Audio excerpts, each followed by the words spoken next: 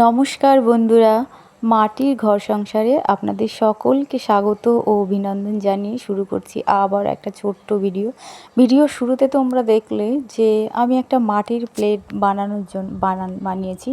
তো এটা কি করে আমি বানিয়েছি সেই ভিডিওটাই আমি তোমাদের সাথে শেয়ার করতে এসেছি। তার আগেই বলি, প্লিজ আমাকে একটু সবাই সাপোর্ট করো, একটু প্লিজ আমার চ্যানেলটা একটু সাবস্ক্রাইব করে দিও, ভালো লাগলে ভিডিওটা আর একটু লাইক কমেন্ট শেয়ার করো, যাতে পরবর্তী আরও ভিডিও তোমরা দেখতে পাও।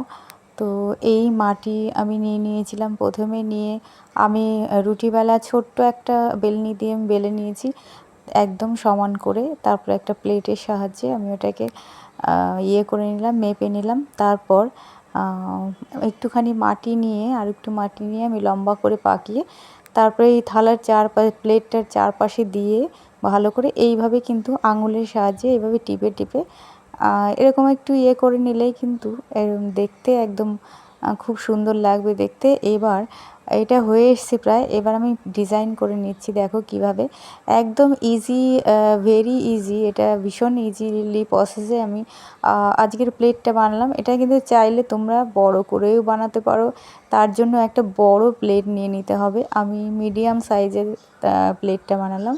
এই দেখো আমার মাটির প্লেট বানানো হয়ে গেছে। তো কেমন লাগলো সবাই জানিও। টাটা, দেখা হবে আবার পরবর্তী ভিডিওতে, ততক্ষণে সবাই